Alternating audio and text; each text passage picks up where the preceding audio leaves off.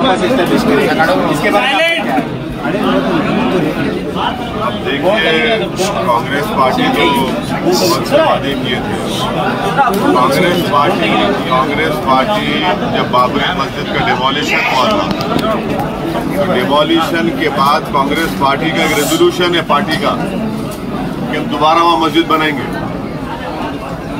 समझे आप?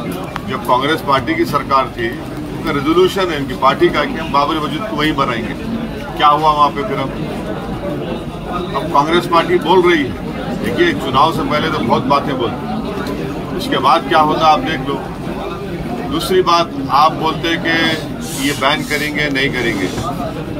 भाई आप शेट्टर साहब को पार्टी में लिए, पूरी जिंदगी उनकी आरएसएस से शुरू हुई। हाँ, उनकी जिंदगी आरएसएस से शुरू हुई पूरा। उन्होंने बीजेपी के फाउंडर्स में से है, वो कांग्रेस में चले गए। क्या है आपका ये? मेरे को नहीं मालूम, देखेंगे क्या होता है इलेक्शन के बाद। सर, बीजेपी वाला ने मुस्लिम वोट डिवाइड करने के लिए असदुद्दीन ओवैसी को हुबली को बुलाया यहाँ पर। हाँ, तो मैं जाके राहुल गांधी को हराया। सुनिए आप, राहुल गांधी को मैं हराया। कांग्रेस पार्टी को लास्ट टाइम 2019 लोकसभा इलेक्शन में कितने एमपी आए? कांग्रेस पार्टी को कितने एमपी आए?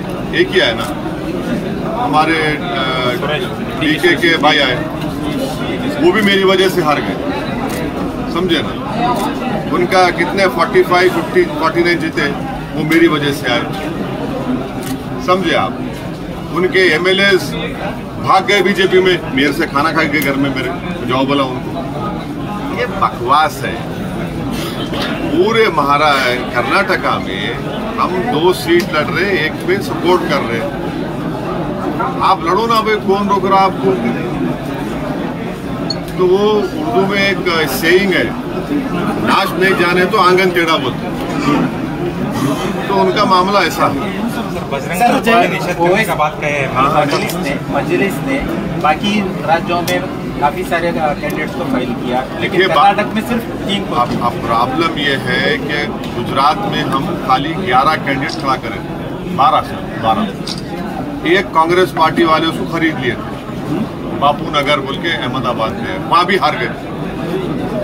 11 हम लड़े, उसके बावजूद भी कांग्रेस का कितना नंबर आया भाई? कितने एमएलए सीट्स है गुजरात में? तो ये आर्गुमेंट रॉन्ग है। हम अपनी पार्टी के स्ट्रेटेजी के लिहाज से हम फैसला लेते हैं।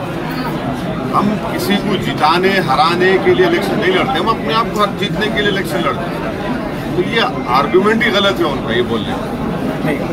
हुबली पे लास्ट 6 महीने दंगा हुआ इधर, उसमें आपका कॉर्पोरेटर्स भी सभी लोग अरेस्ट हो गए थे। तो एंटी सोशल एलिमेंट्स बड़े सो पार्टी है एमआईएम बोल के वो कांग्रेस बिंबित कर रहे हैं यहाँ पे कांग्रेस लोगों ने।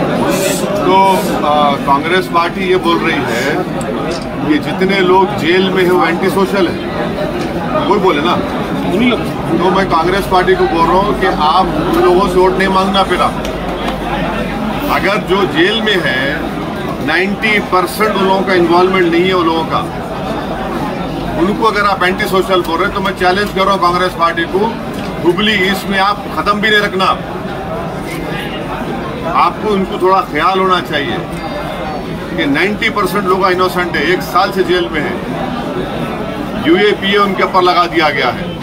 पूरा वकील का इंतजाम सबसे पहले मेरे तरफ से हुआ। तो अगर ऐसा बोल रहे हो उन्होंने, तो इससे इनका असली चेहरा सामने आ रहा हुबली के आवाम के सामने, उन्हें देख लेना है लोग। Sir, implementation of uniform civil code पर बीजेपी ज़्यादा ये दे रही है, और वो करने की बात भी उन्होंने अपने मैनिफेस्टो में बताया है। इसके बारे में आपको बता दीजिए, क्योंकि उसको आप उसके खिलाफ आप बात करते हैं। देखिए, आप रिलीजियस कन्वर्जन के खिलाफ कानून बनाते हैं। अब वो यूनिफॉर्म सिविल कोड से कैसा रहता ताल्लुक उसका? भाई क्या गोश्त खाना नहीं खाना तो कानून बनाते, यूनिफॉर्म सिविल कोड से क्या लेने देना उसको? आपकी सरकार गोवा में है, बीजेपी की गवर्नमेंट गोवा में है, तो गोवा में वहाँ पर एक रूल है, लॉ है कि अगर कोई हिंदू कपल को 25 साल और 30 साल के दरमियान में उनको बेटा नहीं हुआ, सन नहीं हुआ, तो दे कैन दूसरी शादी कर सकते, सेकंड मैरिज। वहाँ चेंज करो ना तुम लॉ को।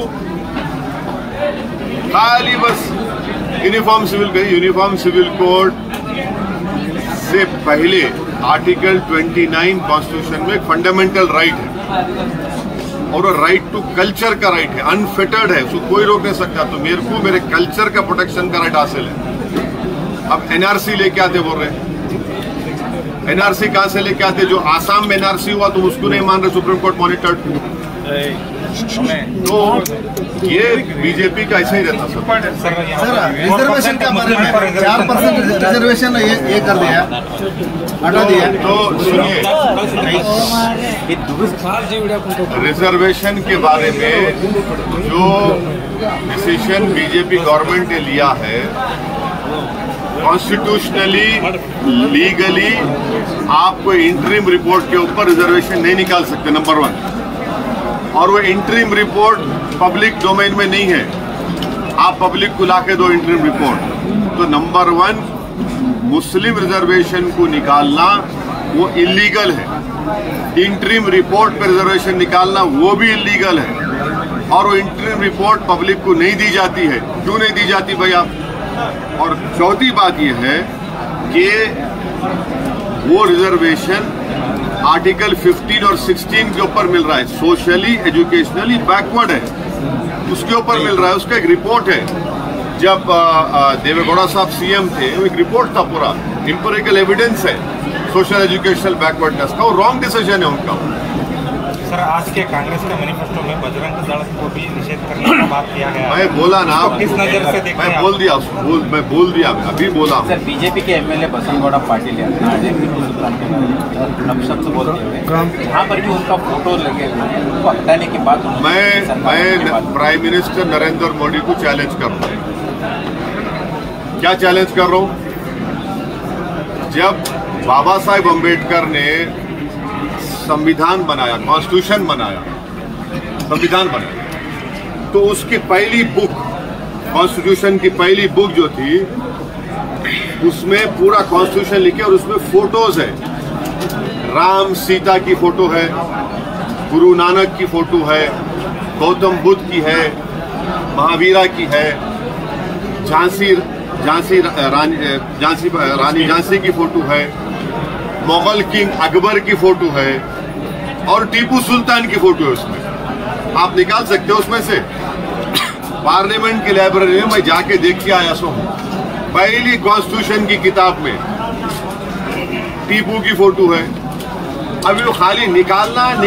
अरे तुम कर्नाटका में नौकरी नहीं दिए, कर्नाटका में किसानों को फर्टिलाइजर नहीं दिए, कर्नाटका में महंगाई कम नहीं करे, तो ये बाजा खाली, ये बाजा। सर, इस छोड़कर और आपकी पार्टी की बेस बढ़ाने की किस तरह का कोशिश आपके ओर से हो रही है? नहीं, हमारी पार्टी का यूनिट है, पार्टी को स्ट्रेंथन करना एक ऑनगोइंग प्रोसेस है और वो कंटिन्यू होते रहेंगे। सर, आप कितने सीट ये कंटेस्ट करें, कितने जीते? नहीं, हम देखिए कर्नाटक में 2 सीट लड़ रहे हैं और जमखंडी में हम लोग सपोर्ट कर रहे हैं हमारे कैंडिडेट। सर, वो तायद करने की वजह क्या है सर? वो पार्टी का फैसला है, वो पार्टी का फैसला है। सर, बीजेपी जो सिर्फ लिंगायत को लेके चल रही है, अभी जेडीएस पंचरत्न योजना लेके चल रहा है, कांग्रेस गारंटी कार्ड बांट रही है, जेडीएस पंचरत्न योजना लेके चल रहा है, कांग्रेस गारंटी कार्ड बांट रही है।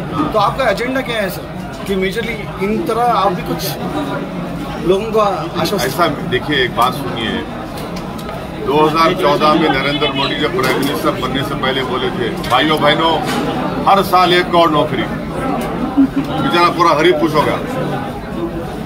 अब क्या बोल रहे हो उन्होंने? मैं कितने नौकरी है तो बोल रहे 10 लाख, माने अब बोल रहे 2020, 1.5 साल पहले बोले। ये पब्लिक जो है ना, ये जितने भी इलेक्शन मैनिफेस्टो आते, हमको एक लॉ बनाना चाहिए कि जो भी पार्टी इलेक्शन मैनिफेस्टो में बोलती उसको इम्प्लीमेंट करना, नहीं इम्प्लीमेंट करे तो फिर उसके खिलाफ क्या एक्शन लेना। ये लिख के दे के बोलना अच्छा है। वो क्या होता है, एक हमारे बड़ों से हम एक किस्सा सुने। एक बादशाह था, बादशाह के दरबार में गाने वाला आया, बहुत अच्छा गाया उन्हें, बोला तेरे को मैं 1 घर दे दूं, और अच्छा गाया तो उन्हें बोला मैं तेरे को चावल दे देता हूँ, और अच्छा गाया तो बोला मैं तेरे को वो बैंक अकाउंट दे देता हूँ। वो सब गाना हो गया। वो बेचारा गाने वाला बादशाह को बोला वो कहाँ है वो दो बोल, उन्होंने बादशाह क्या बोला, तू गा के खुश करा, मैं तेरे को बोल के खुश कर दिया। समझे ना? तो ये ऐसी जो रहा ना, अगर पॉलिटिकल पार्टीज जो प्रॉमिस करते उसको इम्प्लीमेंट कर देते पूरे political party, specially BJP and Congress, तो गरीबों का तो फायदा होता ना। आज आपको मालूम इंडिया में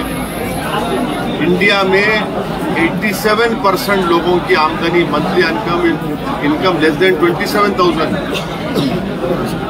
आज इस कंट्री में 5% लोगों के पास 60% भारत की दौलत है। ये क्या है फिर? ये कैसे हो रहा है? हमें जातिवाद में Congress party we have seen in past and even now also Muslims are supporting Congress blindly. The person like Shettar who was with the Johnson background has joined Congress, and now even though the demolition of Dargah and even the Eidgah issues, Muslims are supporting. What message you are going to give to Muslims of Dargah? You see, my message to everyone, why only Muslims, limited to Muslims? The message to everyone, a person like Mr. Shettar, who is from RSS, is a founding member of BJP here. He was the one who brought BJP to greater heights in Karnataka. Whole life you have called him a person from RSS and a communal. You know, suddenly he joins Congress party, and Congress party gives him a certificate of secularism. तो Congress party क्या notary की दुकान है क्या? वो लगा के चिपका दे तो सेक्युलर, नहीं है तो कम्युनल में, वो तो नहीं हो सकता ना। सर, हमें जातिवाद में कब तक बांटा जाएगा सर? हाँ, जातिवाद में हमेशा जब तक आप लोग उसको बर्दाश्त करते रहेंगे। एक मैसेज दो सर आप। जब तक जनता बर्दाश्त करेंगे, जब तक जनता बर्दाश्त सर, करेंगे। उनके लिए एक मैसेज आप। हम तो मैसेज देते रहते हैं, जब तक जनता बर्दाश्त करें चलता रहेगा।